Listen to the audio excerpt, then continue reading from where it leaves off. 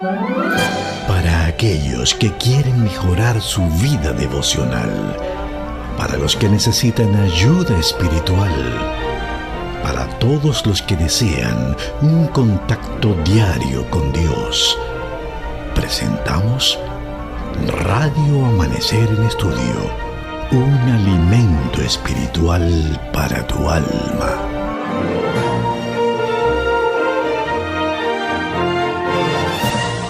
Que la gracia del Señor sea con cada uno de ustedes en esta hora, contento de llegar nuevamente con una entrega más de Radio Amanecer en Estudio, hoy presentando ya un resumen de todo lo que estudiamos durante toda esta semana en esta importante lección que nos ha correspondido presentar. Estamos hablando de los bienaventurados que somos cuando creemos y hemos visto el testimonio de diferentes personas hablando acerca de esto y contentísimo de llegar hoy a esta presentación. Aquí está conmigo, como siempre, el pastor Roberto Matos. Dios te bendiga, pastor, contento por la gracia de Dios. Hemos llegado ya al final de esta semana. Dios ha sido bueno. Este tema, bienaventurados los que creen, ayudándonos a nosotros a creer más en el testimonio que tenemos evidente de las Escrituras y también del registro histórico para que podamos seguir testificando del amor de Dios. Este tema, dentro de lo que estamos estudiando durante todo este trimestre, temas en el Evangelio de Juan, nos ayuda, nos invita a nosotros a seguir creciendo en el conocimiento de la palabra de Dios para poder prepararnos y preparar a otros también para el día cuando el Señor venga en gloria y majestad. Y quiero preguntarte, pastor, estamos en este fin de semana celebrando el final de cada Conexión año. Bíblica. La iglesia celebra en Interamérica un concurso bíblico. Y recuérdame los temas o los libros que se estuvieron estudiando y quién será quien nos estará representando en esta final. Bueno, precisamente en El Salvador es esta final donde se estará presentando nuestra representante. Su nombre es Yolaini de la Cruz del Ceibo. Ella es del este. Excelente. Pero ya ahora no es del este, ahora es de toda la Unión Dominicana. República Dominicana. Es nuestra representante del todo el territorio de la Unión Dominicana. Está en El Salvador. El concurso será este sábado, precisamente en hora de la tarde. Se estará transmitiendo este programa, así que conéctese con nosotros, dele apoyo a su representante de República Dominicana. Yo estaré ahí con ella con la ayuda del Señor, así que juntos vamos a disfrutar de este programa. El libro de estudio, pastor, fue el libro de Génesis. Wow. Estos jóvenes prácticamente memorizan todo el libro. Piense usted, son 50 capítulos más 4 capítulos del libro El conflicto de los siglos que tuvieron de patriarcas y profetas, que estuvo memorizando, y fue una cosa impresionante lo que pasó allá en el este con cada concursante. Hubieron 5 damas, un caballero. Cada asociación llevó un participante y la mejor calificación la tuvo precisamente Yolaini de la Cruz, esta jovencita del Ceibo. Vaya nuestras felicitaciones para ella. Oramos para que pueda representar a la República Dominicana, que el nombre de Dios sea glorificado y que pueda continuar creciendo en el conocimiento maravilloso de la santa palabra de Dios, al igual que a los otros 5 concursantes del país que estuvieron allí presentes. Bueno, el punto es que se nos una todo el país a apoyar a Yolaini este sábado con la ayuda de Dios en este programa de Conexión Bíblica. Bueno, pastor, dentro de esta semana, bienaventurados los que creen, hemos sido muy bendecidos en ese estudio maravilloso. Antes de estar en el resumen, vamos a invitar a los amigos oyentes para que nos acompañen en este momento en una palabra de oración. Padre bueno, te agradecemos por cómo nos has guiado esta semana en el estudio de tu palabra. Hemos sido enriquecidos, bendecidos. Esperamos que al resumir la lección hoy, tu Santo Espíritu continúe en nuestro medio y cada radio oyente sea bendecido con la misma. En el nombre de Jesús. Amén. Amén, amén. Pastor, el texto para memorizar, ya hoy es el último día que necesitamos saber que ya no lo sabemos con claridad. El texto del libro de Juan, capítulo 20, versículo 29, que ya lo sabemos es, Jesús le dijo, porque me has visto, Tomás, creíste. Dichosos los que no vieron y creyeron. Hemos visto, ¿verdad?, cómo desde Abraham, retomando el tema de Abraham, cómo el testimonio de este hombre, padre de la fe, Jesús lo toma para presentar la evidencia ante los que estaban allí presentes de la fe y de la confianza que este hombre de Dios, este hombre de fe, pudo presentar delante del Señor. Y es importante que podamos nosotros hoy darle continuidad a esa obra de fe que Abraham pudo llevar a cabo cuando Dios le solicitó que entregara a su hijo. Decíamos esta semana en el estudio que Abraham había sido llamado por Dios, Dios había hecho un pacto con él, le había llamado para ser padre de muchedumbre, de muchas personas, y Dios le había hecho la promesa de un hijo. Y Dios le prometió ese hijo y le concedió ese hijo, pero Abraham falló al pacto que había hecho con Dios, mintió sobre Sara ante Faraón, mintió ante el rey Abimelech y tomó a Agar, con quien sin consultar a Dios tuvo una relación, tuvo un hijo también. Entonces, después de Dios haberle concedido a Abraham, el hijo de la promesa, a Isaac, entonces Dios rompe el pacto, o dice Abraham, vamos a romper el pacto porque pecaste, fallaste, te alejaste de lo que realmente yo te había prometido. Y Abraham, que había recibido a su hijo Isaac como una promesa, como un regalo de Dios en su providencia, Dios le había concedido ese hijo, ahora Dios le solicita que lo sacrifique. Cuando Abraham llega al monte Moria, allí coloca al hijo para ser sacrificado, encontramos, así como de manera providencial Dios le dio un hijo, también de manera providencial Dios proveyó el cordero para que fuera sacrificado en lugar de Isaac y éste permaneciera con el hijo de la promesa. Lo maravilloso de todo esto es que Abraham, a pesar de todo, mantuvo su fe, su testimonio, testificando de quién era Dios, el Dios en él, quien había creído, pudo ya obrar en su vida para que éste sea llamado el Padre de la fe. Hoy somos llamados también a testificar. De alguna manera la providencia de Dios también provee para nuestras vidas.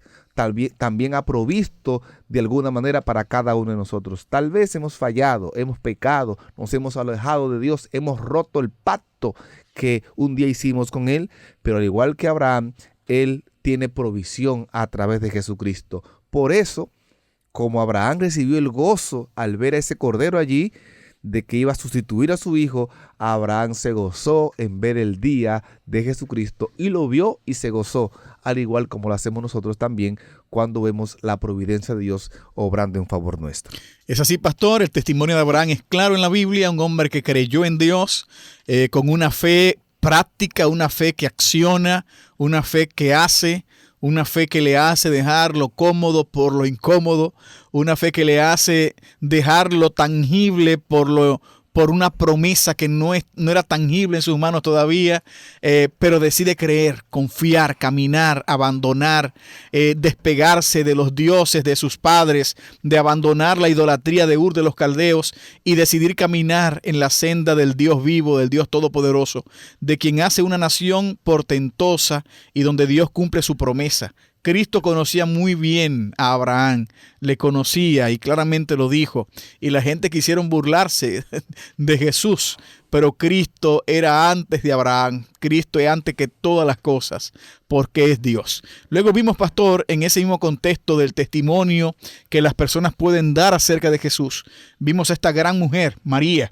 Hoy podemos hablar de ella como una gran mujer por lo que Dios hizo en ella, si no sería simplemente una mujer en el anonimato, simplemente una pecadora que tal vez hubiese muerto en sus pecados de las prácticas sexuales en su tiempo, pero que Dios la alcanzó, Dios la salvó, Dios llegó a una familia donde estaba María, donde estaba Marta, donde estaba Lázaro, y dio esperanza a esta familia, resucitó a su hermano Lázaro, sacó demonios de ella, trabajó con María de una forma muy especial, al punto de que ella le dio al Señor lo más valioso que tenía, en una ofrenda, en un don, en un ungüento, en un perfume súper costoso. Vimos esa semana, pastor, de cómo ella llorando delante de Jesús testifica de quién es Él, el Mesías, el Salvador, aquel que podía dar esperanza cuando no había esperanza, aquel que puede cambiar nuestra vida, aquel que nos toma en la mayor desgracia y de esa desgracia convertirlo en nuestra mayor bendición. Yo no sé cómo Dios lo hace, pero lo hace. Lo hizo con María, de una pecadora miserable a la primera persona que testifica de un Jesús resucitado. Eso lo hace por María. De una mujer que la gente, todo el mundo señalaba como lo peor, como lo más bajo de la sociedad, a convertirla en una de sus principales discípulas en el tiempo de Jesús. Eso hace el Señor por la gente, eso puede hacer el Señor por ti, y su testimonio es un testimonio que debe compartirse para siempre. Jesús dijo que claramente donde quiera que se anunciara el evangelio, se hablara del testimonio de lo que ella hizo por nosotros, de lo que ella hizo en cuanto a ungir a Jesús y de cómo lo preparó para sepultura. Y yo mencionaba ese día de forma muy explícita que deberíamos reconocer a las personas en vida. Cristo enfatiza lo que esta mujer hace por él en vida. Muchas veces nuestros proyectos para una persona que ya ha muerto simplemente son inútiles, porque el muerto nada sabe, familia. El muerto no tiene conciencia de nada. Usted lo puede poner en la tumba más bonita del cementerio, meterlo en la caja más cara que existe, llevarlo en el carro fúnebre más nuevo del barrio, y eso él no sabe en lo absoluto lo que está pasando. Nada sabe. Deberíamos muchas veces gastar lo que gastamos en el entierro ahora en esa persona que está viva, ahora que lo necesita, ahora que come, que respira, que duerme, ahora en vida es el momento que deberíamos estar dándole el mejor perfume a esa persona que necesita saber. Decíamos también, pastor, ese día que la persona que más perdón recibe es la persona que más agradece. Uh-huh. Y María, que había sido pecadora, que había sido de este estilo de vida, como usted ya bien había señalado, nos presenta el relato bíblico que María, como muestra de gratitud, trajo este frasco de alabastro para ungir el cuerpo del maestro, para que éste fuera preparado para la sepultura. Y es allí realmente donde se muestra esa gracia de Dios. Mientras más somos perdonados, más agradecidos somos. Y eso es importante para cada creyente, que podamos ser agradecidos ante Dios por las cosas, por las maravillas que Él ha hecho, pero sobre todo por cómo Él nos ha perdonado. Nunca Dios trata al ser humano como lo que es, como lo que merece, sino por su gracia y por lo que a través de esa gracia éste puede llegar a ser. Veíamos también el martes el testimonio involuntario de Pilato. Sí, interesante, pastor, acá, porque vemos primero a Abraham, que ya no existía en el tiempo de Jesús. Obviamente Abraham era un muerto, no testificaba en ese entonces porque descansa en el Señor, pero en su vida dio un testimonio de que ya conocía lo que pasaría. Ya hablamos acerca de que Abraham era un tipo de lo que ocurrió en el Calvario y de cómo Jesús habla acerca de que Abraham ya confiaba y creía. Un testimonio de Abraham. Luego vimos a María, una mujer pecadora que también testifica acerca de lo maravilloso que es Dios. Entonces ahora lo que vimos ese día, pastor, en el martes 12 de noviembre precisamente, es acerca de alguien que no es judío, alguien que no es mujer, está vivo, y alguien que era era un gobernador y estaba vivo, obviamente. Me refiero a Pilato, que involuntariamente da un testimonio acerca de Jesús. Un testimonio involuntario porque reconoce realmente que Jesús es el rey de los judíos que había sido prometido. Pastor leyó una declaración en el estado de toda la gente también muy importante, cómo ángeles habían ministrado, habían obrado para mostrarle, hacerle ver a Pilato la persona que era Jesús, uh-huh. Porque el anhelo de Dios es salvar.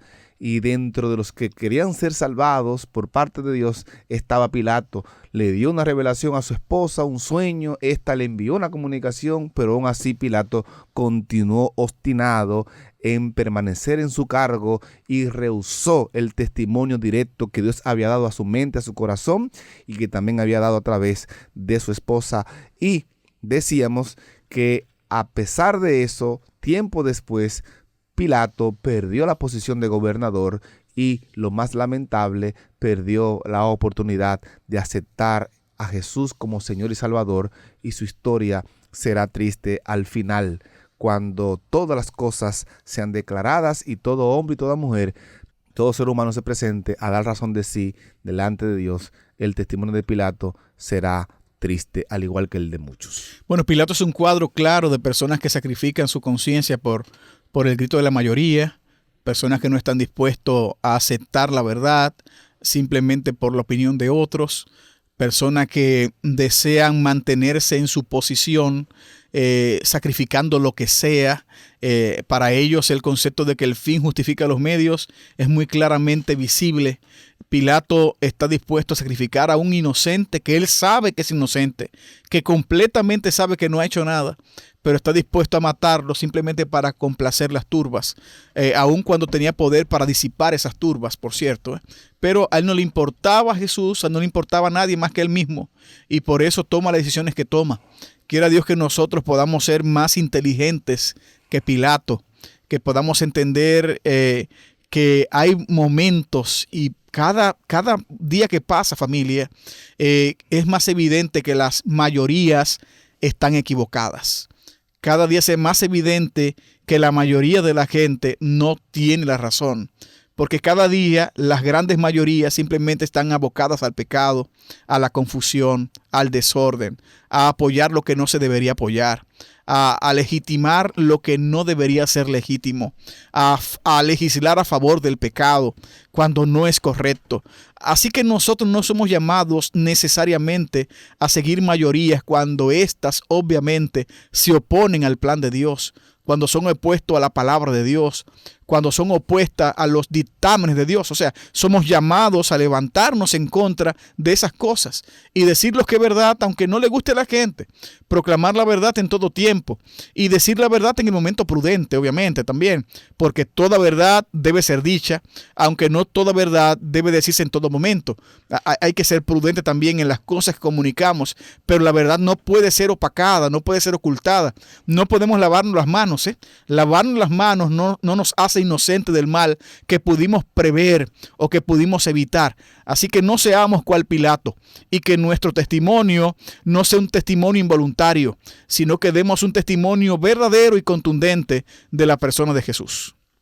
El testimonio de Tomás, estuvimos viendo también en la parte del miércoles, el testimonio de Tomás, un testimonio que salió luego de él poder ver y tocar con sus propias manos lo que había acontecido en el cuerpo de Jesús, su costado lacerado y sus manos traspasadas. Él había dicho que no iba a creer si no colocaba sus manos allí en el costado y ponía su dedo allí en sus manos clavadas. Jesús aparece 8 días después en el mismo aposento y allí entonces llama a Tomás y le dice: ven, pon tu mano en mi costado, pon tu dedo acá. Y entonces al ver la evidencia, entonces decide decirle: Señor mío y Dios mío, y creer. Jesús le dice: ¿por qué has visto, has creído? Bienaventurados aquellos que creyeron sin ver. De manera que somos llamados hoy a creer. Dios nos ha dado suficiente evidencia a través de las Escrituras, a través de la historia de los hombres y mujeres que creyeron y testificaron de Él, para que hoy también nosotros testifiquemos de su bondad, de su gracia, de su poder y de que vive y viene pronto a esta tierra. Muy bien, pastor, excelente lo que mencionas. Quiera Dios que nosotros en ese sentido no seamos como Tomás.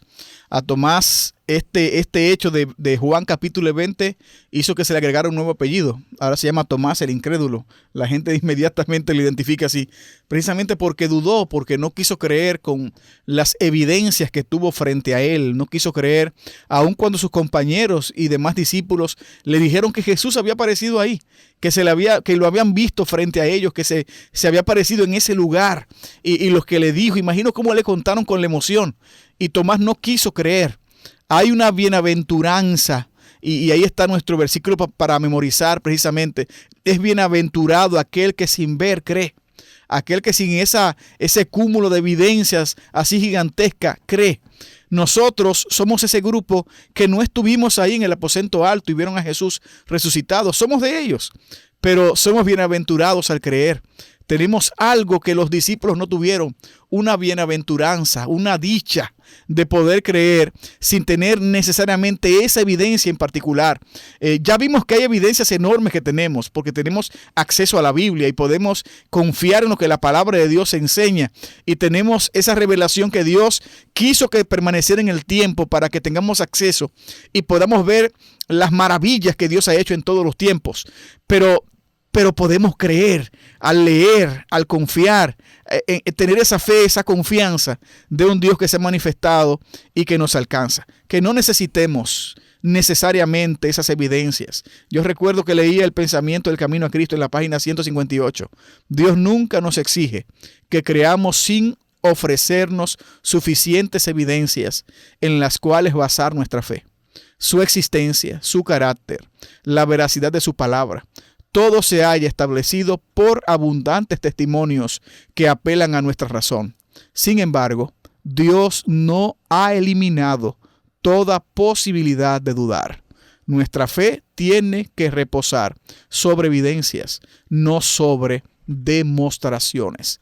Quiera Dios que no estemos buscando una demostración de lo que Dios tiene que hacer para yo creer, sino que basemos nuestra fe en las evidencias que ya Él nos dejó en su palabra y en el mundo donde vivimos. Por eso la guía de estudio esta semana cierra hablando en la parte del jueves de nuestro testimonio en favor de Jesús.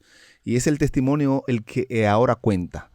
Ya nosotros estamos en la oportunidad de presentar la verdad como la hemos recibido, mostrarle a otros realmente que Jesús vive en nuestras vidas, en nuestros corazones, y que de esa manera el testimonio que presentemos pueda convencer a otros de pecado para salvación y para vida eterna.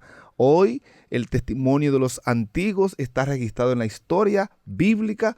Hoy nosotros somos llamados como testimonio vivo ahora para testificar, para hablar, para presentar a otros lo que Dios ha hecho en nuestra vida.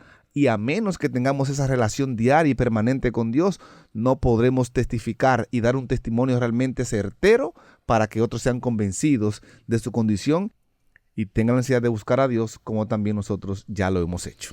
En el deseo de todas las gentes, en la página 764, Elena escribió hablando del hecho y el relato de Tomás, pastor. Ella escribe: muchos aficionados a la duda se disculpan diciendo que si tuvieran las pruebas que Tomás recibió de sus compañeros, creerían. No comprenden que no solamente tienen esa prueba, sino mucho más. Muchos que, como Tomás, esperan que sea suprimida toda causa de duda, no realizarán nunca su deseo.